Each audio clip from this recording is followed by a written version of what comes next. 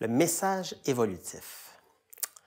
Enfin, on commence à prendre du recul sur notre processus mental, puis on commence à s'intéresser à ce qu'il y a au-delà du mental. Le mental, c'est juste une couche, comme l'émotionnel ou le corps physique. Mais au-delà du mental, il y a, on pourrait dire, les plans d'intuition, le causal, l'information, la sagesse. Donc, on veut apprendre à aller chercher cette information-là. C'est quand même très agréable de penser beaucoup, de critiquer, d'analyser, puis d'être capable, comme un peu ce qu'on a fait au début de la tempête mentale, d'avoir une grande vision d'ensemble. Mais la fin de la tempête mentale était de distiller, cristalliser l'essence du message. Donc, on peut apprendre à aller chercher l'information sans avoir à passer par la tempête mentale. Ça, c'est aller chercher l'essence du message évolutif. On pourrait considérer que toutes les pensées récurrentes qui viennent dans notre vie, quand on rumine une pensée, c'est parce qu'à l'intérieur de cette pensée-là, il y a une information. La vie est bien faite. Il n'y a rien d'inutile dans la nature. On pourrait appeler ça une loi d'économie de l'énergie. Donc, tout ce qui existe a sa place.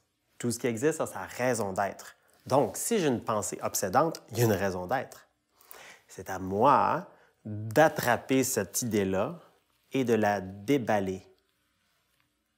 Moi, j'aime ça, imaginer ça comme si les idées étaient des bananes et que quand je les attrape, je ne fais que éplucher mon idée pour voir qu'est-ce qu'il y a dedans. Ou comme un cadeau qu'il faut déballer tout simplement. Puis à l'intérieur, il y a un cadeau. Et c'est ce qui était à l'intérieur du cadeau qui nous intéresse, n'est-ce pas? Et les bananes ne sont pas bonnes à consommer avec la pleure. C'est la même chose pour les idées. Les idées, il faut les déballer. On ne peut pas consommer les idées telles qu'elles sont. Elles sont plutôt indigestes même.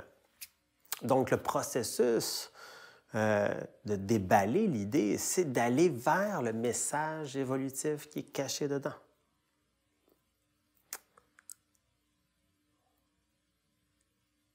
La prochaine fois que vous avez une idée récurrente, une critique ou une obsession, réjouissez-vous. Il y a quelque chose à consommer dedans. À l'intérieur d'une idée, il y a une énergie vitale. C'est vraiment comme une petite bombe d'énergie vitale.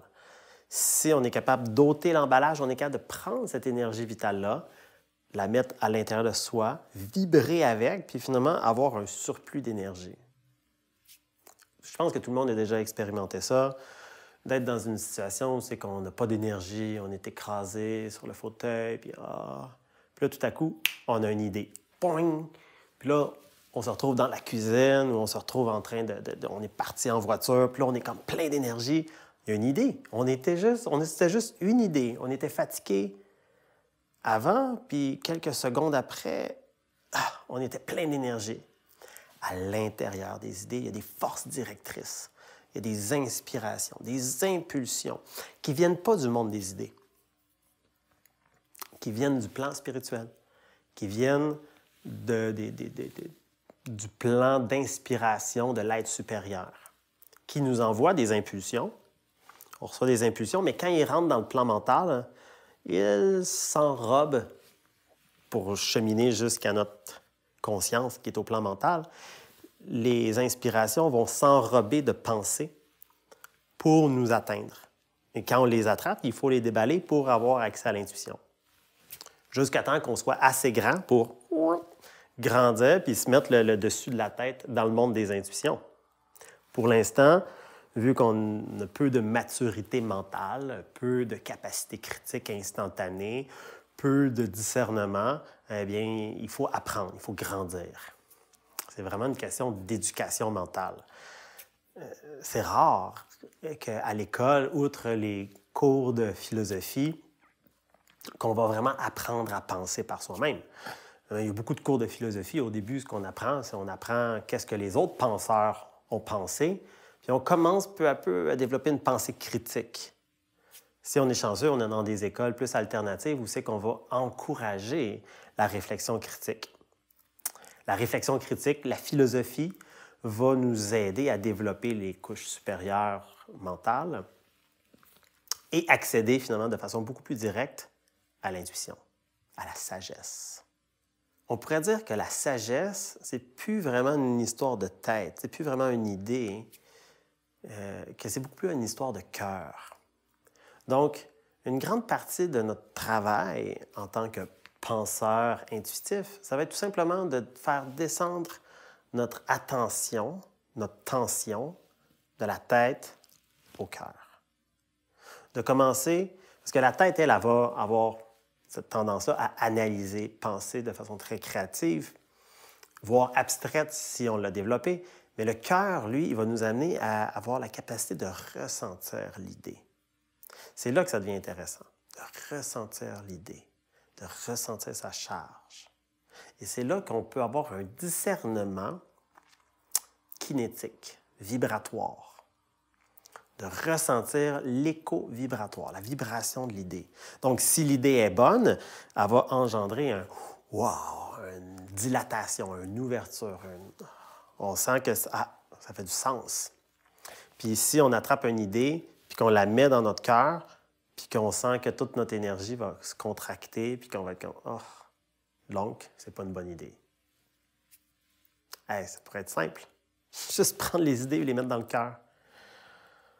Juste prendre les idées, les déballer, puis consommer leur essence, puis faire « oh, c'est nutritif, c'est pas nutritif ». Ça faciliterait beaucoup le processus mental. C'est ce qu'on va faire, entre autres. Quand on commence à avoir cette capacité-là d'éplucher les idées ou de les faire descendre dans son cœur pour vibrer avec, là, on a des outils pour s'adresser aux idées négatives ou aux croyances, puis les standards. Parce qu'à l'intérieur des standards, des croyances, qui sont, on pourrait voir ça comme des idées ou un complexe d'idées qui sont cristallisées ensemble, qui sont condensées. Fait que ça a l'énergie d'un bloc.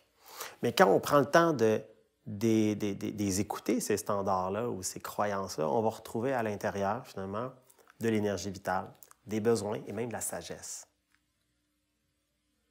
C'est-à-dire que toutes les formes négatives, les formes pensées négatives, ont à l'intérieur des énergies vitales qu'on peut récupérer, qu'on peut se nourrir avec.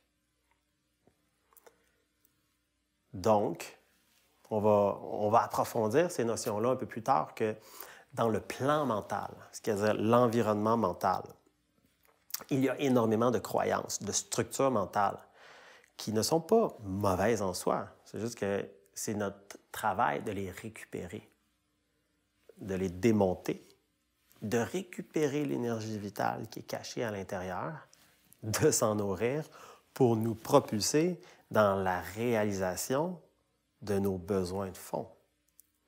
Et comme ça, engendrer l'expansion de conscience qui va évidemment, tôt ou tard, être limitée par les autres idéaux et croyances positives qu'on s'est créées. Et comme ça, on va constamment repousser nos limites mentales. On voit vraiment comme une forme de floraison mentale. Et évidemment, quand la fleur s'ouvre, il y a les pistils qui sortent, et là, les abeilles, ils viennent butiner. Tout ça pour dire que toutes vos expériences négatives du passé possèdent à l'intérieur d'eux des messages évolutifs. Tout ce que vous avez vécu avait sa raison d'être. À ce moment-là, on n'a pas eu le temps ou l'opportunité ou les outils pour ouvrir ces situations-là ou ces expériences et aller chercher le message évolutif. Mais il n'est jamais trop tard. Parce que tout ce qu'on a vécu dans le passé se répercute encore dans le présent. Donc, les pensées obsédantes du présent sont, dans le fond, les semences qu'on a plantées dans le passé. Donc, on peut encore travailler avec, définitivement. Alors, c'est maintenant qu'on va commencer à utiliser la technique de la distillation de la pensée. Comme on ferait un bon vin, on va prendre les raisins, et on va les macérer, puis on va les distiller, puis on va en sortir l'alcool. On va le bonifier. Donc, c'est vraiment un processus alchimique de distiller sa pensée, parce que ça va affecter nos chemins neuronaux d'être capable de distiller sa pensée. La façon qu'on va le faire, on va le faire en 3 étapes. Qui est vraiment la première étape de la distillation de la pensée, c'est la diffusion. La diffusion, c'est l'étape où, quand on attrape une pensée récurrente, on va, premièrement, la relâcher. Souvent, les idées sont prises au piège, eux sautent aussi. Ils veulent être libres, ils veulent être entendus, penser, ils veulent avoir un espace d'expression. Donc, on attrape la pensée et on lui donne de l'espace. On diffuse sa densité. On la laisse s'ouvrir. Et de là, on va voir apparaître son information qui était cachée dedans. Donc, il y a vraiment un processus, on attrape la pensée. Et là, comme on a fait un peu avec l'émotion, quand on a accueilli l'émotion, on va accueillir la charge de cette pensée-là à la place de la repousser. Puis de dire « Ah, méchante pensée, va-t'en, laisse-moi tranquille. » Ça va être au contraire « Oh, tiens, pensée récurrente, viens ici, assis-toi avec moi. » Un peu comme on faisait avec le coloc ou le chien. On l'accueille et là, on la relâche. On lui laisse de l'espace. Et là, elle va dissoudre, elle va se dissoudre un peu, elle va relâcher son carcan. Et là, on va se retrouver avec l'information. L'information, ce qui est dans le fond ce qu'on cherche, il faut l'avoir comme une graine de lumière ou une vibration. C'est vraiment une information. Donc, c'est informe. Donc, il n'y a pas de forme. La pensée, elle est formelle. La pensée, elle a une forme. Mais quand on la déballe, quand on la diffuse, on diffuse sa forme, on se retrouve avec son information, qui est une vibration. Comme je vous disais, cette information-là ne vient pas du plan mental.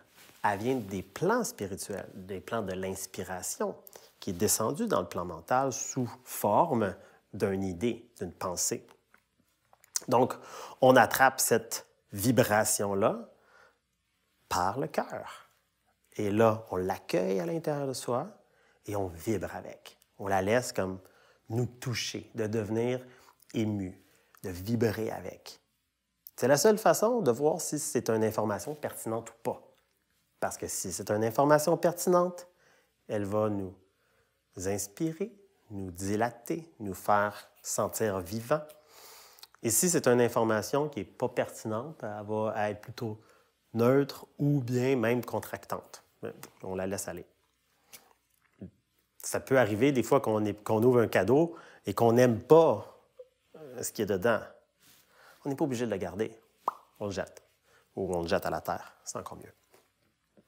La récupération des idées. Au compostage des idées. Donc, on absorbe l'information, on vibre avec. Et là, déjà, juste faire ça, on reçoit une énergie vitale, puis déjà, on aurait le goût de partir à l'aventure, puis réaliser cette énergie-là. Elle nous met en action. Mais là, on va aller un petit peu plus loin. Avant, on va rester calme avec cette information vibratoire-là. Et là, on va la coaguler, on va la cristalliser. On va la faire rentrer dans notre corps. À vrai dire, on va la laisser pénétrer la vibration de cette information dans notre tête, dans nos chemins neuronaux. Puis on va même laisser cette information-là cristalliser une nouvelle pensée. C'est-à-dire qu'on va se nourrir directement dans notre corps de cette idée-là, de cette information-là. On peut la laisser couler dans notre matière, jusque dans nos cellules, dans notre ADN. Puis vraiment comme s'en imbiber, puis d'accepter qu'elle nous fait évoluer. Comme on disait, il y a un message évolutif.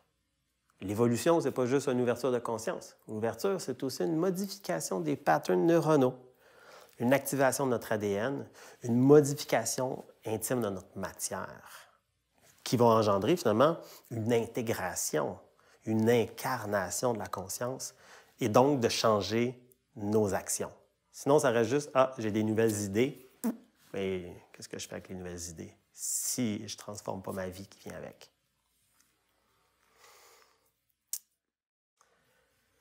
On pourrait voir aussi que dans le processus d'aller chercher l'information, elle va avoir tendance à être relativement universelle.